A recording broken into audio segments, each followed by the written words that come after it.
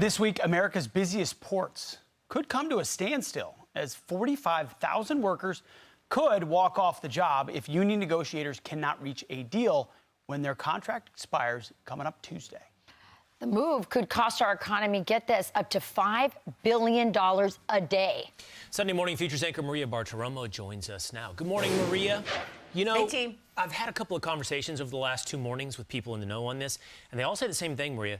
The president's going to have to do something to stop this strike. Yeah, for sure. Guys, look, I mean, the dock workers know that they can go on strike because they've seen this movie before. You know, the Biden administration has gotten involved in these work issues between unions and the corporations time and time again. I mean, Kamala Harris, Joe Biden, they threaten to join the picket lines, and they do join the picket lines. They attack the leadership of corporate America. It's so divisive. So these workers know that, yeah, sure, they could create a big issue and take to the picket lines, stop all of these products from moving, and they will get the raise that they want because they've seen this before.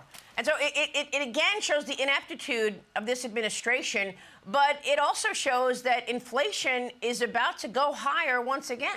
I mean, we have had this last year of the Federal Reserve trying to rein in inflation. If you're talking about half of all goods shipped in containers in and out of the U.S. stopping, you're talking about produce, you're talking about everyday items that will not be on the shelves. Yeah, the administration will likely get involved, and we will likely see inflation spike once again. So we just saw this year of the Fed trying to rein in inflation by raising interest rates. Then they had to cut interest rates by a very shocking half a point just a week and a half ago.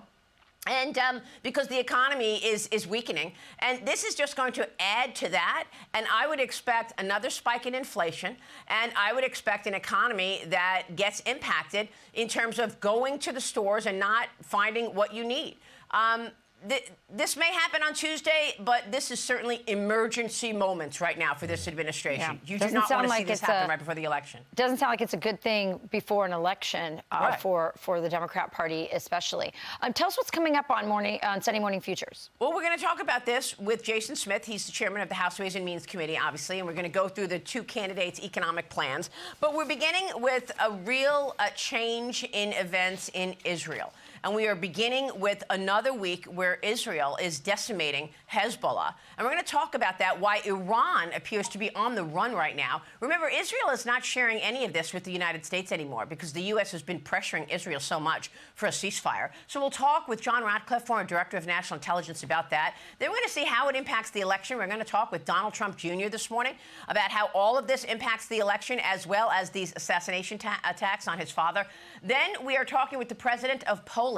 President Andrzej Duda is my special guest this morning to discuss the impact of the war on Ukraine and why he is telling 800,000 Polish Americans living in Pennsylvania they better get out and vote in the 2024 election. You'll want to hear what President Duda has to say to Polish Americans. And then we're getting into the border. Unbelievable statistics. 13,000 murderers walking around our streets in America, as well as rapists. And the list goes on. We'll talk about Kamala Harris's visit to Arizona with Arizona Senate candidate Kari Lake, as well as the Union Border Patrol Vice President Art Del Cueto, to get the facts about what's going on in the border. Wasn't it incredible to you guys that Kamala Harris goes to the border and stays there 19 minutes? She was there 20 minutes, and then she gives a speech about how she's going to be tough on the border.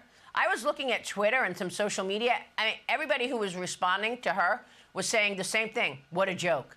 So we'll talk about that as well. No question about that. Thank you, Maria. All right, thank you. You're going to watch Sunday Morning Futures.